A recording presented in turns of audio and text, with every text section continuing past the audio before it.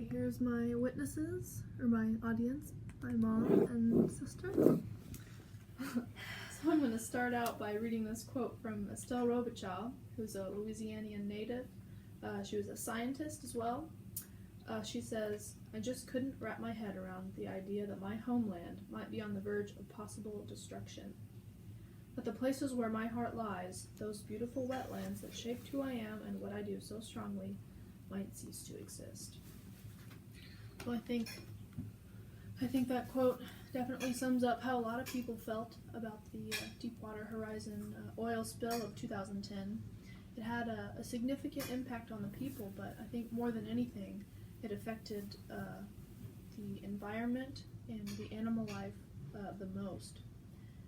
Not only that, but it's remembered as one of the largest oil spills in U.S. history and one of the most ecologically devastating events ever recorded. So it all started with a rig explosion from the deep sea oil rig, the Deepwater Horizon rig, owned by Transocean and leased by BP. It was located 41 miles off the coast of Mexico, situated in the Mississippi Canyon on the continental shelf.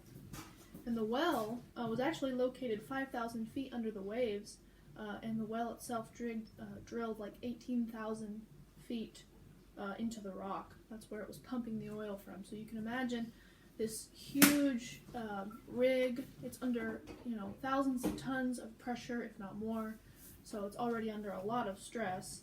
But on April 20th of 2010, a surge of natural gas burst through the concrete core that was placed there to keep that from happening. And that surge traveled up to the rig platform, exploded, and ended up killing 11 workers and injuring 17. And 2 days later, it would capsize. But that explosion would do much more damage than just causing a few lives. Soon after that, oil started to spill from the well. The oil burst through the drilling mud that was meant to counteract the oil and the natural gas pressure, and the oil flowed into the Gulf and followed the current of the sea. And after just a period of 87 days, an estimated 130 million gallons spilled into the Gulf. And that's just kind of an estimate. I've read anywhere from 60 to even more than 130 million. So I mean, it's kind of disputed, but the point is, it was just an astronomical amount of oil that gushed out of that well. But 1,300 miles of shoreline along 5 different states were soon ruined. And I actually have a visual that kind of helps to put that in perspective. So let's make sure that this can focus here. But that's not a great view on the camera there, but what it's basically showing here is a chart or a map of the oil flow, and here on the left we've got kind of the I guess the extent or the the intensity of the oil, how bad it was in certain areas. So you can see here all around the coast of Texas, Louisiana, Mississippi, Alabama, and Florida, just all along the coast there, and there's kind of a zoomed out vantage point. But it was very, very extensive. So, because of how extensive it was, 88,000 miles of sea was closed to fishing, so of course that would affect, the fishing industry and, the amount of money that would come into that. And only some of the oil was actually visible on the surface. I think a lot of us probably remember those aerial shots that, the news covered, where it was just those stretches of sea that were just, coated in oil. I have another picture that really demonstrates how bad it was in certain areas. So it was just very, very extensive. Looks nasty, doesn't it? Very. So of course, because of how pervasive this oil was, naturally it would have a really, really awful effect on ocean life.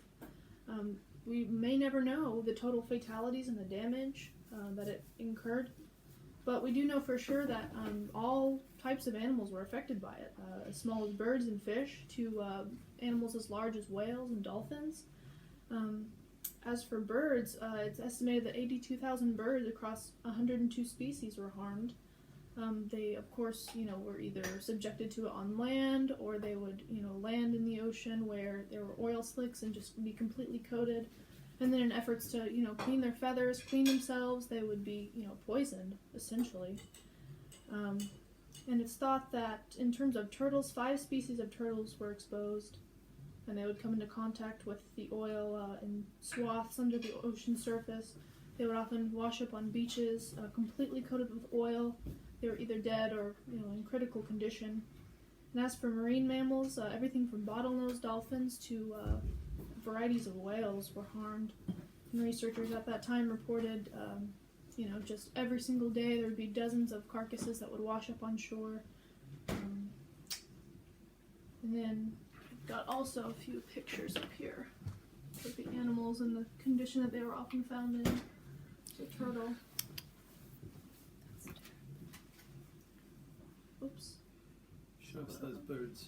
There's my dad's car, but that's not what we're trying to look at. And then some pelicans there that are just, you can tell, completely covered head to toe in oil.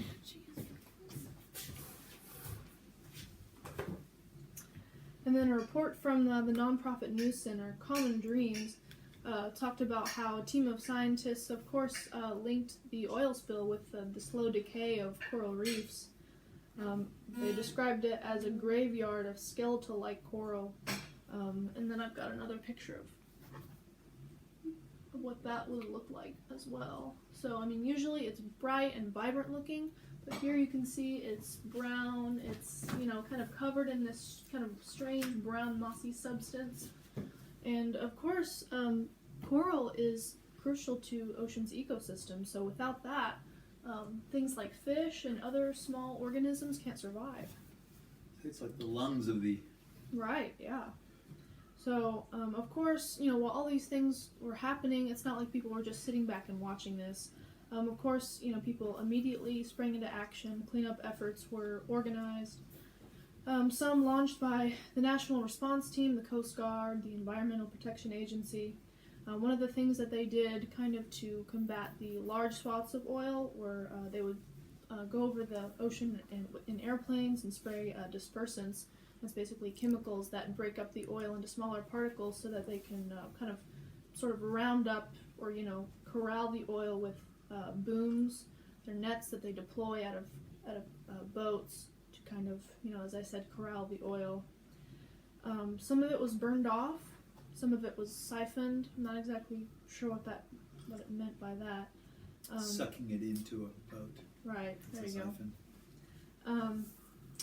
But at the same time, cleanup on land and rescue of marine life was also taking place. Volunteers and organization workers went to contaminated beaches, and they would either, get the oil by hand, they would clean up the shorelines, then they would take in some of the affected sea life that they saw would wash up on the shores. Birds, turtles, they would take to rehabilitation centers, clean them up. I remember the, the Dawn commercials where they had like the little ducks and they were sudsing them up and all that. But, that's basically what they were doing. And then after they were cleared medically, they would release them into non-contaminated areas. But while all that was happening, workers were frantically trying to seal up the well that was constantly gushing oil. And it wasn't just one well either. One opening. It was several relief valves, they called them, that they would have to kind of incrementally take care of before they capped off the largest one. But by the time it was, really sealed, in July of that same year, the millions of gallons that had already hemorrhaged had, obviously caused irreparable damage, which caused lasting effects. It's estimated that only 25% of the spilled oil was actually cleared from the ocean. Some of it was left on the ocean floor, some of it dispersed naturally, some of it evaporated or survived as coagulated oil masses, where oil would just kind of become stuck together and create, I think I read it, they call them tar balls. So you can kind of imagine those floating around in the ocean. And of course, the toxins that were released not only killed the animals, but cause defects as well that scientists are still finding. They'll bring in catches of shrimp or fish and find cancerous growths, missing eyes, things like that. And it even affects the reproduction of certain fish species. And not only were animals affected, but humans were also affected as well. There are about 50,000 people who helped in cleanup efforts, and even some of the Louisianian natives, or not Louisianian, but just natives of the area reported, along with the cleanup workers, that they had extra stress in their life. If they were couples, then they reported that they fought more, so they were more stressed out, had more anxiety. So even there's emotional suffering going on there as well. Aside from the fact that if they were involved in cleaning up, and they were constantly being exposed to that the oil that could have damaged their lungs as well.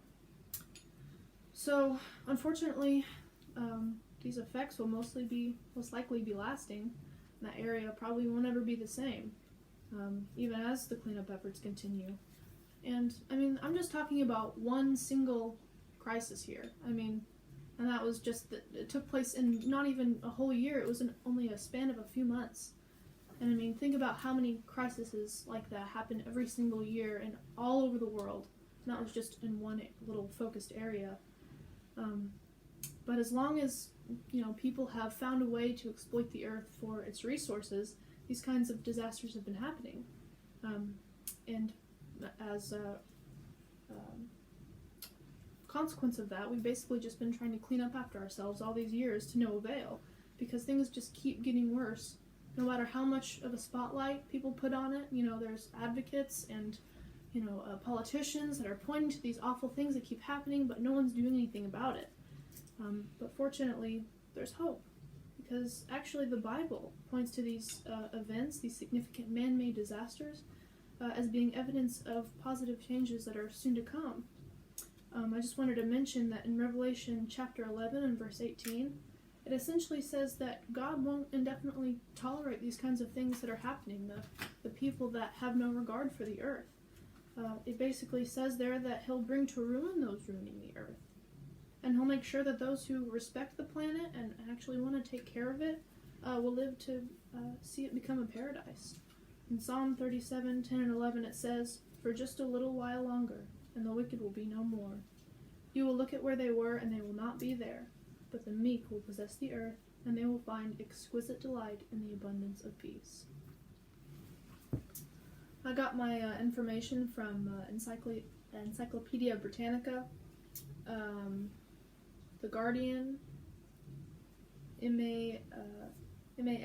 masgc.org, thestorycollider.org, commondreams.org, let's see, Oceana.org, and then my visual aids came from National Geographic, Chemistry World, and masgc.org. And I cited my scriptures from the New World Translation of the Holy Scriptures.